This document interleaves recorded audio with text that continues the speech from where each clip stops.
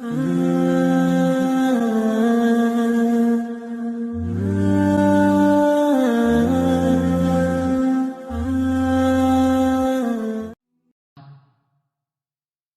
وہی کرتا ہوں جو دوسرے لوگ نہیں کرتے، تاکہ کل میں وہ کام کر سکوں جو دوسرے نہیں کر پاتے۔ اگر آپ اڑنا چاہتے ہیں تو سب سے پہلے آپ کو اس چیز کو ختم کرنا ہوگا جو آپ کو اڑنے سے روکتی ہے۔ آپ کی زندگی اس وقت بہتر ہو جاتی ہے جب آپ کو احساس ہو کہ کسی کو آپ کی پرواہ نہیں ہے۔ اپنے لیے سب کچھ آپ نے خود کرنا ہے۔ غریب بننے کا بہترین طریقہ ایک ایسی نوکری تلاش کرنا ہے جو آپ کی زندگی کو چوس لے۔ سب سے بہتر وقت وہ ہے جو آپ نے اپنے آپ کو بہتر کرنے میں دیا۔ اگر آپ کا واحد مقصد امیر بننا ہے تو آپ پیسہ کبھی حاصل نہیں کر پائیں گے۔ دوسروں کی غلطیوں سے سیکھیں۔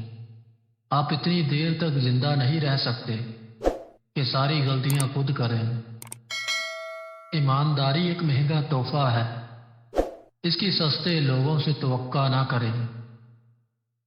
تمام برائیوں کی جڑ پیسہ نہیں بلکہ پیسے کی کمی ہے۔